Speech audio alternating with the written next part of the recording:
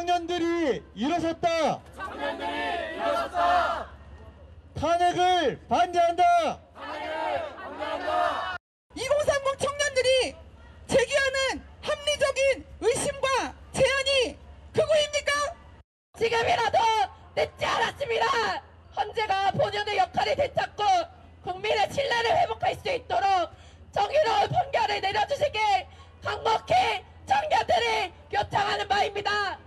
마지막으로 헌법재판소는 탄핵을 정치적 무기로 악용하며 정부의 예산안을 깎아 국정 운영을 마비시키는 민주당의 꼭두각시가 아닌 헌법과 법률에 따라 공정한 심판을 내릴 것을 다시 한번 강력히 촉구합니다.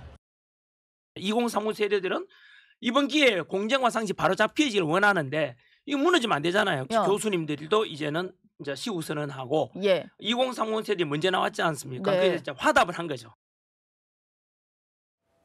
3월 중순이면 대통령에 대한 파면 여부 헌법재판소에서 결론이 나겠죠. 그럼 대략 한 2주 정도 동안 여당의 원외 당협위원장들은 물론이고 지금 보셨던 윤 대통령 국민변호인단 특히 2030 청년들이 오늘부터 무제한 필리버스터를 이어가겠다고 했습니다. 여러 헌법재판소 앞에 좀 여러 전운도 좀 감돌고 있는데 근데 이제 오늘 경찰의 판단 하나가 나왔어요. 이현정 의원님. 네. 탄핵 선고일에 최악의 상황 시에 3단봉, 캡사이신을 사용하겠다로 허용하겠다는 계획까지 밝혔다. 경찰도 아무래도 최악의 시나리오까지 준비를 하는 것 같아요. 그렇습니다. 일단 가포 비상령을 일단 내릴 가능성이 높을 것 같습니다. 특히 이제 지난번 서부지법 사태가 있었고 특히 최근에 장외 집회에서 뭐 헌재를 쓸어버리자, 헌재를 뭐 파괴하자 뭐 이런 식의 이 선동들이 있었고 특히 국회의원이 공공연하게 헌재에 대해서 이렇게 충격적인 이야기를 하는 상황 아니겠습니까?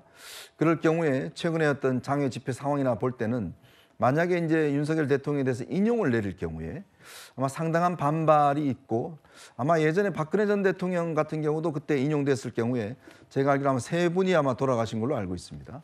그만큼 아마 이 흥분한 시위대가 폭력적인 시위를 벌일 가능성이 아주 충분히 있는 상황이기 때문에 아마 그런 측면에서 경찰 입장에서는 불상사를 막기 위해서 우리가 지금 체류탄을 못 씁니다. 그동안 체류탄을 시위할 때 이게 지금 예전에 법원에 결정도 있었고 국가인권위에 결정도 있었고 해서 쓰지를 못하는데 지금은 이제 캡사이신 같은 경우에 쓸 수 있도록 하는 이는 사실은요 이게 이 시위가 폭력적으로 바뀌는 것을 막는 하나의 수단이거든요. 그렇죠. 방어 수단인 거죠. 그렇죠. 그렇기 때문에 저는 이런 부분도 경찰이 충분히 검토해야 된다. 왜냐하면 지난 서부지법 사태에 보셨지만 이런 거 못 쓰면요 결국 경찰이 몸으로 막아야 돼요.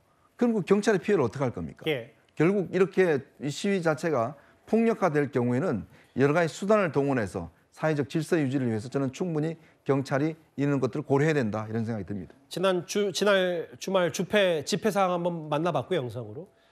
지금 뭐 여당의 인사들, 여당 사람들, 원외 당협위원장도 텐트 농성하면서 헌재에 대한 목소리 내고 있고 아까 보셨다시피 헌법재판소 윤 대통령에 대한 파면, 탄핵 기각하든 혹은 각하하든 현명한 판단을 내려라는 게 지금 윤 대통령 국민변호인단의 목소리거든요.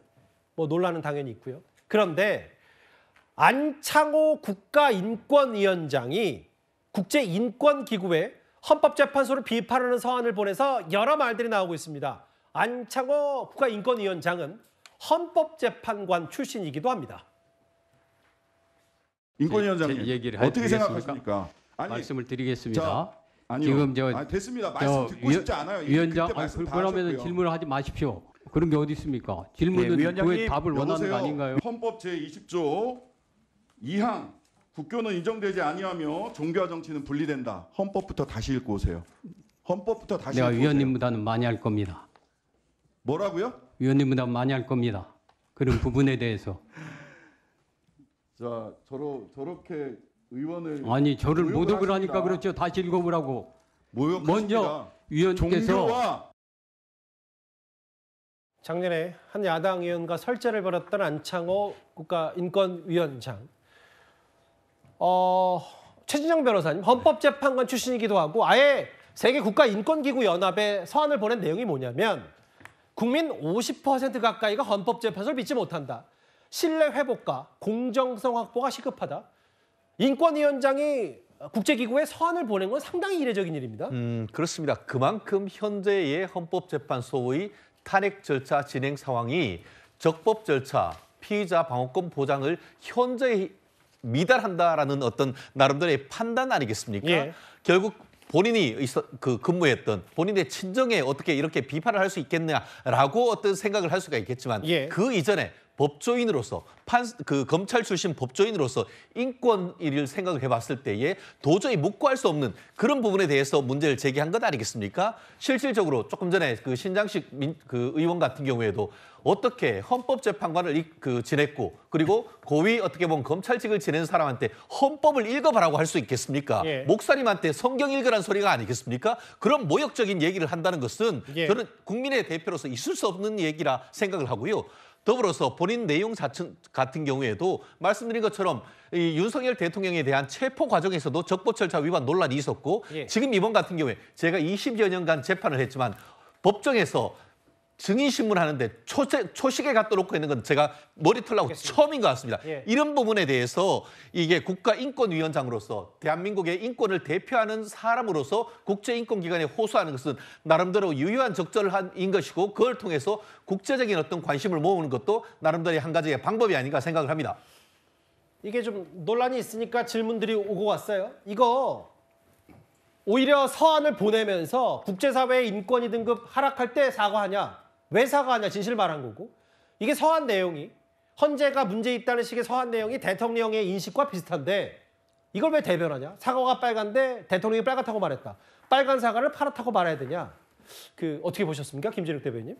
저는 인권위가 우리나라 인권의 최후의 보루가 되어야 된다고 봅니다. 예. 그러나 지금 오늘 인권위가 보낸 서한의 내용이 정말 우리나라 인권의 최후의 보루에서의 역할을 다 하고 있는 것인가 하는 데는 깊은 의문이 들고 있다 이렇게 생각하고요. 예. 저 서한을 보내는 내용 아까도 저희 CG가 나왔습니다만 이 여론조사 결과를 가지고 저 서한을 썼다고 해요. 예. 과연 여론조사 한 번 나오면 그것도 한 50% 정도의 국민이 헌법재판소의 소를 신뢰하지 못한다는 여론이 한 번 나오면 헌법기관인 국가인권위가 이렇게 서한을 국제사회에다 보낼 수 있는 것인가? 저는 도저히 납득하기 어렵다라는 생각이 들고 지금 인권위가 지난번 윤석열 대통령의 방어권 관련해서도 본인들의 주장을 얘기를 하셨는데 사실상 윤석열 대통령의 주장을 그대로 인용하는 듯한 그런 내용을 가지고 보냈습니다. 그런데 그것을 사과가 빨가니까 빨갛다고 한 것이 잘못이냐? 지금 국가인권위는 그런 기준을 가지고 처리할 곳이 아닙니다. 그리고 예. 보니까 지금 세계 국가인권기구 연합에서 국가인권위에다가 지금의 이 상황에 대한 설명을 요구하는 걸 또 보내왔다고 해요. 과연 앞으로 우리나라의 국가인권위의 어떤 모습이 어디까지 퇴행적인 모습으로 변하고 있을지 저는 정말 심히 걱정이 된다. 하루속히 국가인권위가 제자리를 찾아야 된다. 이런 말씀을 드리고 싶습니다.